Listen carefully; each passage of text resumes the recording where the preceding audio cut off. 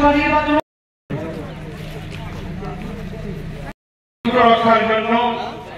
দেশব্যাপী যে মঞ্চ তৈরি হয়েছে জেলা কমিটির সম্পাদক কংগ্রেস বানুদা তাই অজাগা ফাইবাজা খাইয়া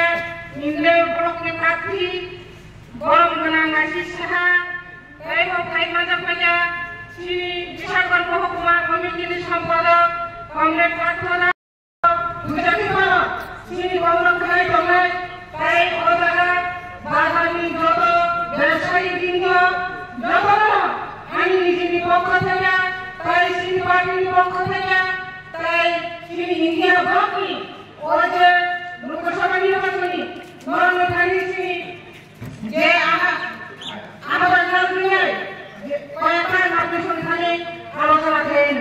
তখনকার অজাগা বিজেপি সরকার যেভাবে সরকার সংখ্যা আপনি সংখ্যা হাতে সেইভাবে সংখ্যা যারা উপর যারা বিজেপি চাইলে বড় কথা হাতে সেইভাবে সেই সিংহ অজাগা সুরানপুরা এই জায়গা উপর উন্নয়ন কাজ করে না আমার সংখ্যা হাতে সেইভাবে সুন্দর মুখা অজাগা এই নির্বাচন করে যখন ও সিঙ্গাপুরে ফেলে আসলে বাসায় যাব ও যে বাজার সাইকেল মানে অবলম্ব বড় খাই রঙে সাই সংখ্যা দেখো সিঙ্গাপুর স্কুল খাই মানে ও যে লামা খাই মানে অবলম্ব যে সাবধান থাকতে লাগে যে পারাওয়া সিনি যে হেড ছাড় দাও মানে যে মানে সিং যে লামা খাই মানে অবর সামনে আমরা করা যায় আর কাহাঙ্গের বড় খাই মানে কাজে আপনি সংখ্যা অনুরোধ করলাই তিনি এলাকায় শান্তি সম্প্রীতি রক্ষা করে তিনি ইন্ডিয়ান গণতন্ত্র প্রার্থীরা বিপুল ভোটে আপনি সম্পূর্ণ থাকলে উদ্যোগে দেওয়া শান্তি শান্তি সংখ্যানি মারবা আপনি সঙ্গে অনুরোধ করবো যাতে তিনি এলাকা যেভাবে সিং আগিও সিং উৎসব লাগে সিং ভূতরা থাকো সেরকম ভাবে যাতে ভূতরা সিং অংশগ্রহণ করবে ও শান্তি শান্তি সংখ্যানি লাগে না আজকে নির্বাচনী এই প্রচার র্যালির মাধ্যমে এসে আমরা সমবেত হয়েছি। আগামী 19শে এপ্রিল পশ্চিম ত্রিপুরা লোকসভা আসনের যে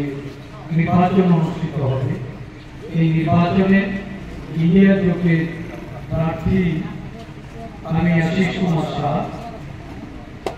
আপনাদের আশীর্বাদ পেতে আপনাদের সমর্থন পেতে এই বাজার সভার মাধ্যমে আমি আহ্বান জানাচ্ছি। শুধু নির্বাচক মন্ডলী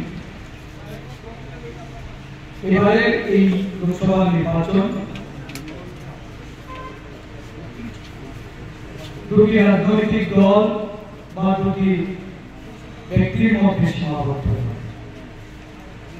এবারের এই নির্বাচন একজন স্বৈরাচারী একনায়কতান্ত্রিক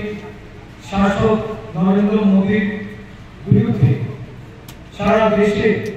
গণতন্ত্র প্রিয় জনগণের লড়াই। এই লড়াই দেশের গণতন্ত্রকে রক্ষা করতে, দেশের সংবিধানকে বাঁচাতে,